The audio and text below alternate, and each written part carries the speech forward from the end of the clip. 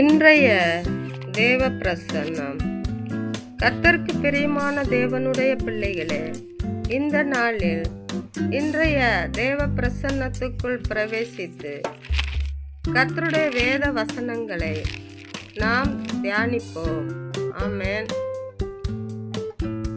சங்கீதம் 66 அதிகாரம் 8, 9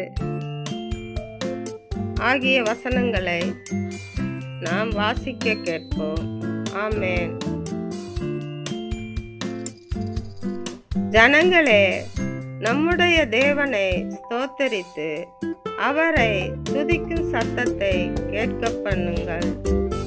அவர் நம்முடைய கால்களை தள்ளாட ஒட்டாமல் நம்முடைய ஆத்துமாவை உயிரோடே காக்கிறார். தேவனே, எங்களை சோதித்தீர், வெள்ளியை புடமிடுகிறது போல எங்களை புடமிட்டீர். ஆமென். கர்த்தருக்கு பிரியமான தேவனுடைய பிள்ளைகளே,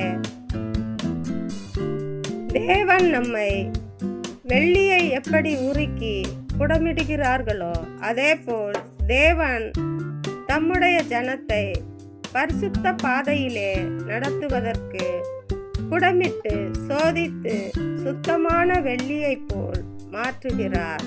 ஆமென்.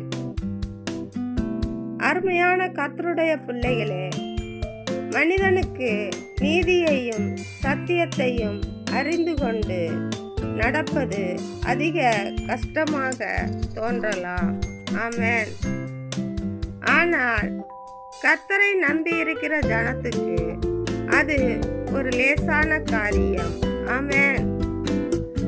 நாம் கர்த்தருடைய பாதத்திலே காத்திருந்து கர்த்தரை துதிக்கும் பொழுது, கர்த்தருக்கு நம்முடைய சத்தத்தை தொனிக்க பண்ணும் பொழுது நமக்கு அந்த காரியங்களை லகுவாய் மாற்றுவார். ஆமென்.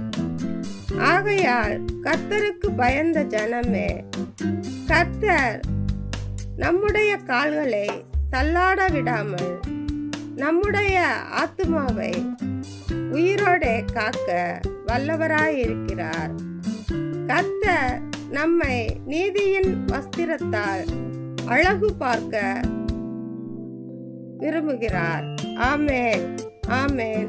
ஆமென்.